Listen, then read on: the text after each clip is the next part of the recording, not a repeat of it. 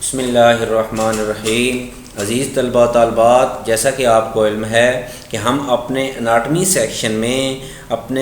Section की assignment के साथ अपने फ़िज़ियोलॉजी की सेक्शन के माइटोकॉन्ड्रिया पे पहुंच चुके हैं। क्योंकि फ़िज़ियोलॉजी में हम सेल की बात कर रहे थे। हमने आपको बताया था cell basic structural and functional unit है आपकी बॉडी का। ठीक है, सेल को हमने उसके ऑर्गेनेलिज़ में एलेबोरेट किया था कि सेल अपने ऑर्गेनेलिज़ में एलेबोरेटेड है। ठीक है, सेल में हमने आपके साथ 6 to 7 ऑर्गेनेलिज़ की बात की थी कि आपके सेल में फ़लाँ ऑर्गेनेलिज़ फ़लाँ वर्किंग परफॉर्म कर रहा है। ठीक है, तो उस हवाले से आज हमारे पास डिस्कशन के लिए माइटोकॉन्ड्रिया है। माइटोकॉन्ड्रिया क्या है? Mitochondria is a membrane enclose structure. देखें, ये बात ये बता रही है कि हमने बताया कि कुछ मेम्ब्रेन ऑर्गेनेली हैं, कुछ नॉन मेम्ब्रेनस ऑर्गेनेली हैं। तो माइटोकॉन्ड्रिया बेसिकली क्या है? ये मेम्ब्रेन इनक्लोज स्ट्रक्चर है found in eukaryotic cell. Mitochondrion word has Greek origin. Mitos mean thread and chondron mean granule. Its size range from 0.5 to 1 micrometre. इसका क्या साइज है? 0.5 से 1 माइक्रोमीटर इसका साइज है। This organelle is cellular power plant because it generate the cellular energy. ये आपकी जो cell है, कोई देखें कल हमने बात की थी आपके लाइसोसोम्स की। लाइसोसोम्स क्या है? वो आपका डाइजेस्टिव सिस्टम संभाल रहा है। आपका न्यूक्लियस क्या है? वो कंट्रोल सेंटर है। इसी तरह माइटोकॉन्ड्रिया के ज़िम्मे आपके सेल की एनर्जी के जितने मामलात हैं वो माइटोकॉन्ड्रिया के ज़िम्मे हैं। आपके सेल का यही समझ लें फाइनेंस यूनिट है, आपके सेल का फाइनेंस सेक्रेटरी है आपका माइटोकॉन्ड्रिया। एटीपी क्या है? एडिनोसिन ट्राइफॉस्फेट एनर्जी कंज्यूमिंग आपका कंपाउंड है। तो ये क्या जनरेट करता है? Cellular energy ATP used as source of chemical energy। क्या है? केमिकल एनर्जी के सोर्स के तौर पे ये इस्तेमाल होती हैं। In addition they are involved in signalling cellular differentiation, cell death, control of the cell cycle and cell growth. ये क्या है? ये किस में इन्वॉल्व है? सेलुलर डिफरेंशिएशन में, सेल की डेथ में, control of the cell cycle and cell की ग्रोथ में। Human disease related to mitochondria includes mitochondrial disorder, cardiac dysfunction and ageing process. ये आपके माइटोकॉन्ड्रिया के रिलेटेड डिसऑर्डर्स हैं।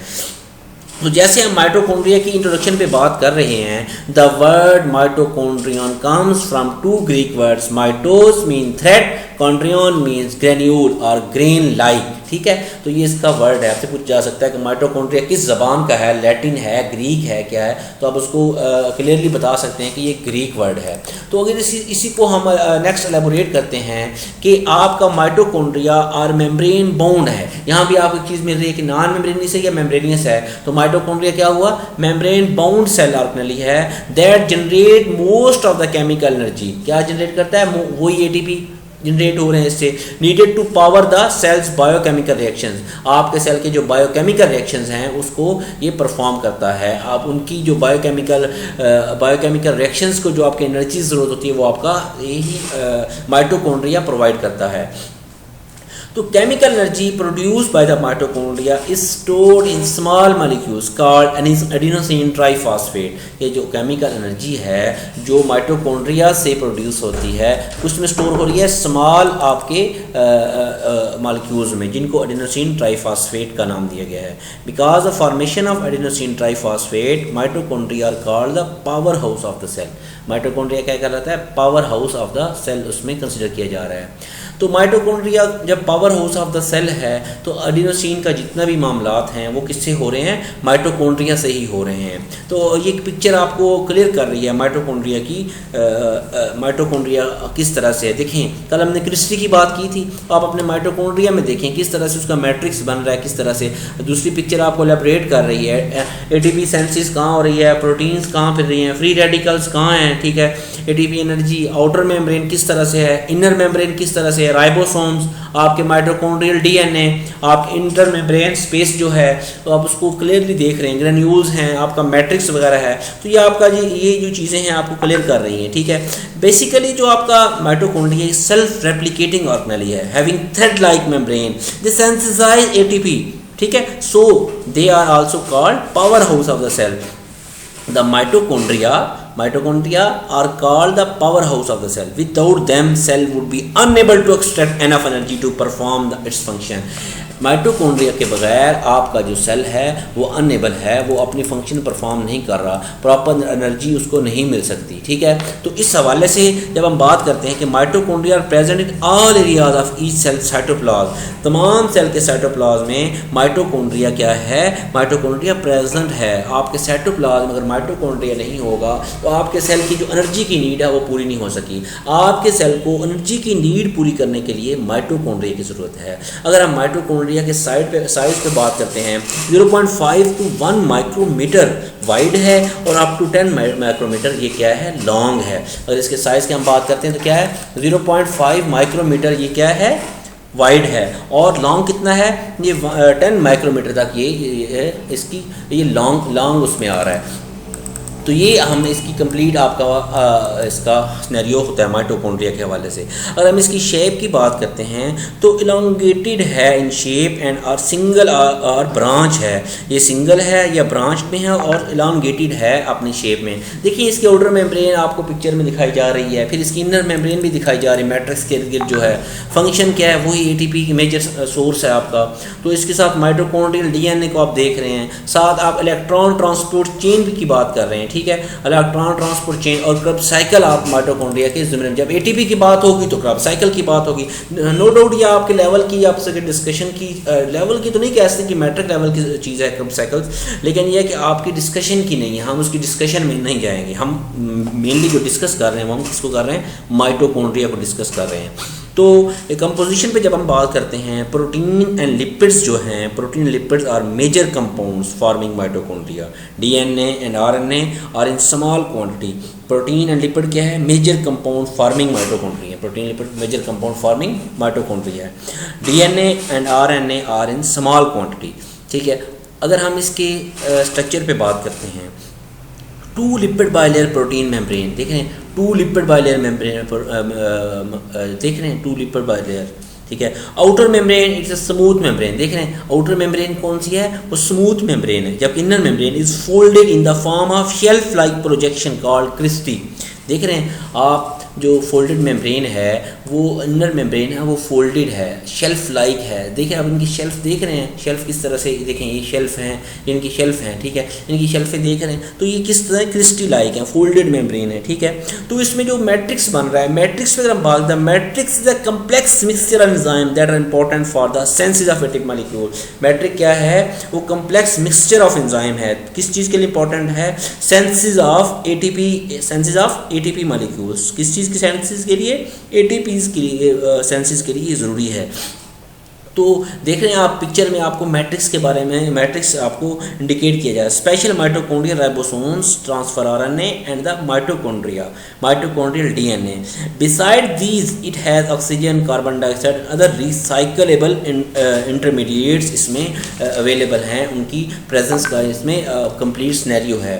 तो वही बात कि अगर हम बात करते हैं what is the function of mitochondria, तो अभी हम एटीपी की उस पर बात कर रहे थे कि एटीपी का इसका मेन वो आ रहा है, उसके ज़ुमरे में आ रहा है। तो इसमें देखें mitochondria are organelles found inside most eukaryotic cell, they generate the energy that cell needs, so they are sometime compared to power plant of the cell.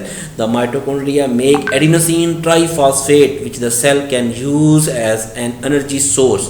Mitochondria क्या है, मेक करता है एडिनोसिन ट्राइफॉस्फेट, जिसको आप एटीपी का नाम देते हैं, जो सेल जिससे which the cell can use as energy source के तौर पे यूज़ करता है।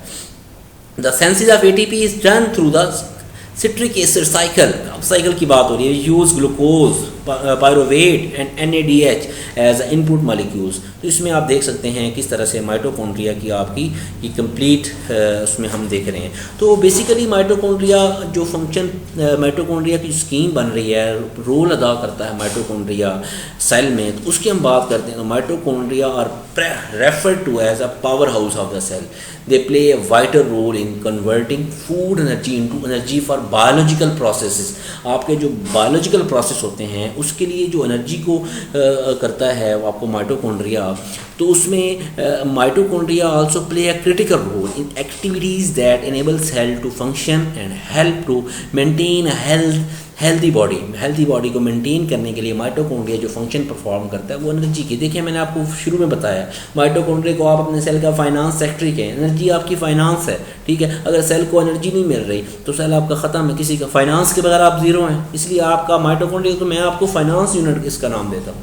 प्रोडक्शन ऑफ एटीपी की किरदार है इसके, सबसे पहले प्रोडक्शन ऑफ एटीपी, फिर रेगुलेशन ऑफ इनेट इम्यूनिटी को रेगुलेट करता है आपका माइटोकॉन्ड्रिया। कैल्शियम होमोस्टेसिस आपका माइटोकॉन्ड्रिया करता है। प्रोग्राम सेल डेथ आपके माइटोकॉन्ड्रिया के ज़िम्मे में आता है। और स्टेम सेल रेगुलेशन जो है वो आपके माइटोकॉन्ड्रिया के ज़िम्मे में आता है। ये 5 क्रिटिकल रोल हैं आपके माइटोकॉन्ड्रिया के, इनके बगैर आपका माइटोकॉन्ड्रिया की आप उसको कंप्लीट उसमें कंसीडर नहीं कर सकते। अगर हम माइटोकॉन्ड्रिया की जब हम बात करते हैं तो फंक्शन के हवाले से वही बात, the mitochondrion is the power house of the cell. क्या है? Is the power house of the cell. Mitochondrion क्या है? ये क्या है? Power house of the cell है।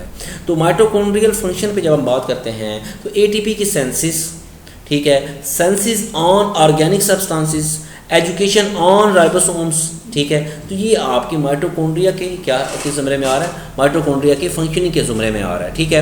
प्रोटीन, राइबोसोम और एटीपी की सेंसिस पार्टिकल्स में इसमें तरह आ रही हैं। इसमें आप देख सकते हैं कि किस तरह cristae fold by the inner membrane, matrix inside of mitochondria created by inner membrane. Matrix क्या है? इनसाइड है किस चीज़ के?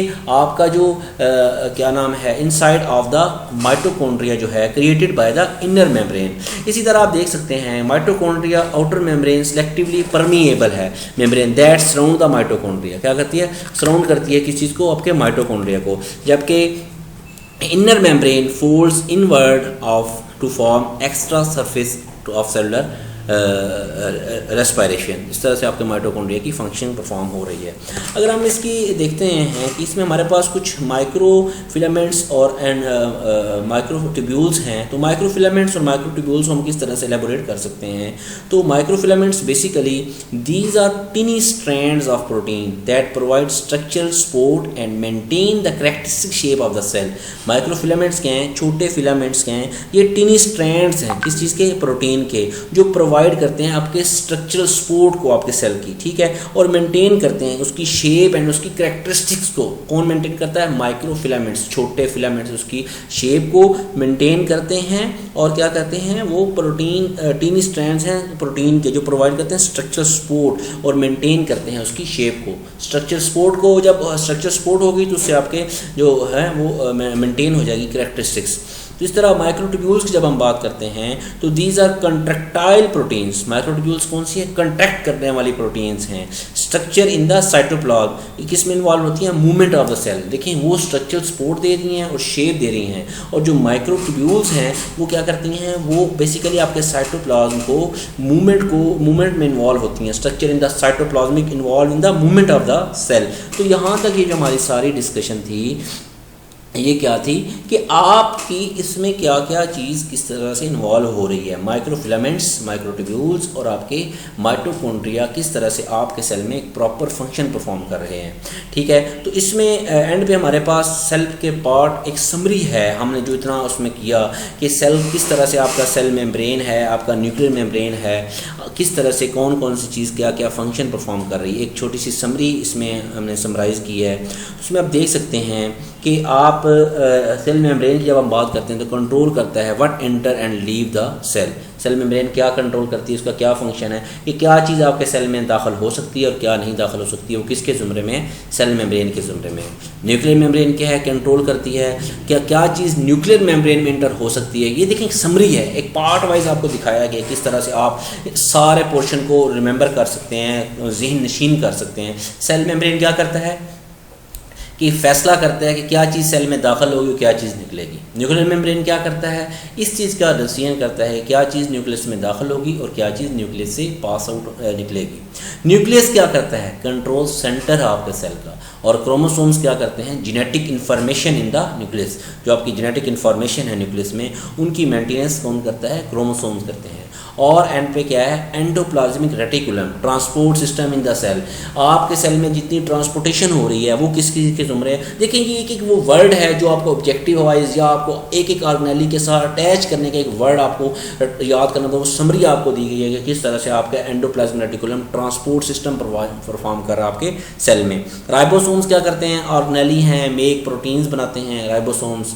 गाल्जी बॉडीज़ क्या करती हैं, ऑर्गेनेलीज पैकेजिंग ऑफ प्रोटीन। देखें राइबोसोम प्रोटीन बना रहा है, प्रोटीन को पैकेज करने के लिए और चीज़ है, उसकी ट्रांसपोर्टेशन के लिए और चीज़ है।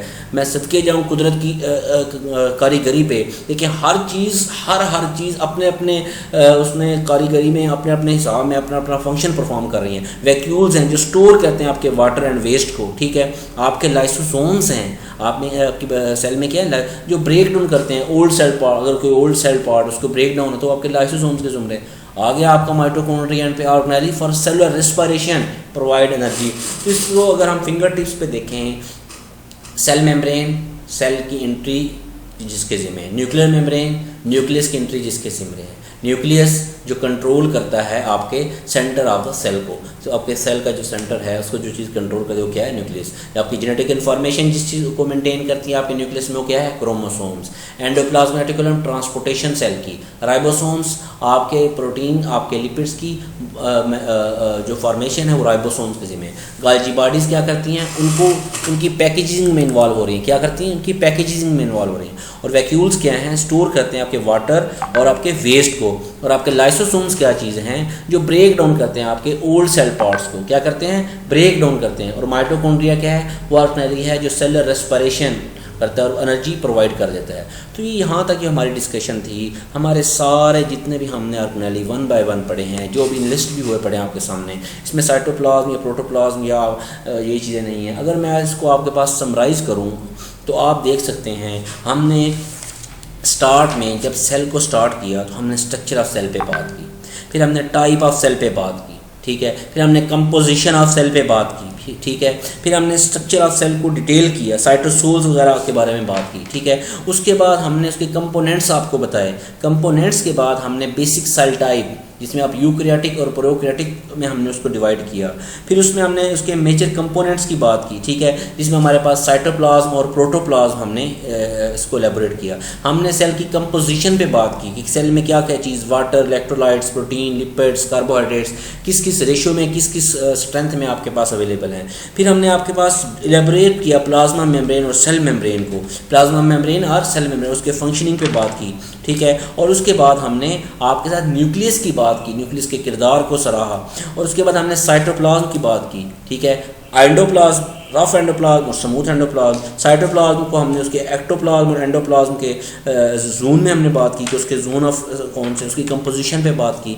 फिर हमने राइबोसोम्स के टाइप पे बात की कि कौन सी आपकी ट्रांसलेशन ट्रांसक्रिप्शन में किस किस तरह से इन्वॉल्व हो रही हैं। गाल्जी अपरेटस पे बात की और लाइसोसोम्स के बारे में आपको एलेबोरेट किया, प्राइमरी और सेकेंडरी लाइसोसोम्स के बारे में बताया गया और बताया गया किस तरह से वो आपका डाइजेस्टिव सिस्टम के सिनेरियो को परफॉर्म कर रहे हैं। तो इसको हमने जब माइटोकॉन्ड्रिया पे नेक्स्ट बात की तो माइटोकॉन्ड्रिया के हवाले से हमारे पास आज की डिस्कशन में हमने अपने एनर्जी सोर्स की बात की। एनर्जी सोर्स में किस तरह से आपका माइटोकॉन्ड्रिया अपनी फंक्शनिंग परफॉर्म कर रहा है, तो किस तरह से ये सारा इसमें सिनेरियो हो रहा है। तो इसको हमने समराइज़ करके आपको उसमें बताया कि आपका सारा ये जो वर्किंग है उसमें हम आपको एक 1 बाय 1 एक एक चीज़ उसमें एलेबोरेट की कि कौन सी चीज़ किस फंक्शन में परफॉर्म कर रही है। तो आपने भी इसी तरह इस समरी को भी देखते हुए आपने अपने सारे सिनेरियो को टच करना है और सारे सिनेरियो को देखना है कि किस तरह से आपकी बॉडी में ये परफॉर्म हो रहा है।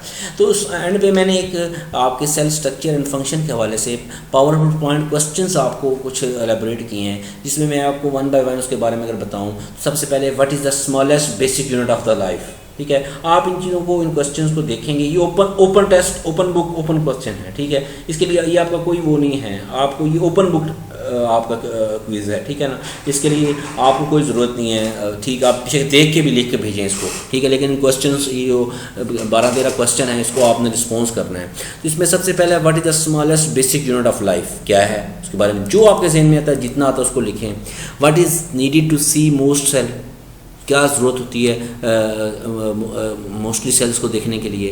थर्ड वन है dash are made up of 1 cell while dash are compose of more than 1 cell, देखें, बताएं क्या चीज़ एक सेल से बन रही है। देखिए आप अपने जहन से बताएंगे, इसीलिए आप इसको कहा गया कि open book open answer sheet आपकी। What are eukaryotic cells, give one example of prokaryote. What are eukaryotes, ठीक है। Are plant and animal cell prokaryote or eukaryotes, ठीक है। Where is DNA found inside prokaryotic cell, what two structures surrounds prokaryotic cells, और what organelle not surrounded by a membrane is found in prokaryotic and eukaryotic। Prokaryotic और eukaryotic में कौन से ऐसे organelle जो not membrane वो नहीं है, नॉट सराउंडेड बाय मेम्ब्रेन, जिनके इर्द गिर्द मेम्ब्रेन नहीं है। Name at least 3 basic cell structure in the eukaryotic. और 12 में क्या है, dash are small structure in the cytoplasm that perform specific function. और 13 पे क्या है, give the function of these organelles. ये एक छोटी सी आपकी वो है, रिहर्सल है, आप इसको जल्द अज जल्द आप इसको करके फिल करके आप मेरे साथ मेरे व्हाट्सएप पे शेयर करें, तो आप इससे बेनिफिट हासिल करें, इसको समझें। जो जिसकी चीज़ समझ नहीं आती वो शेयर करें, पूछें। तो इसमें अब हमारा सेल का पोर्शन ख़त्म होगा। नेक्स्ट टाइम इंशाल्लाह टिश्यूज़ को देखेंगे। अल्लाह ताला आप लोगों को कामयाब करे। Good luck.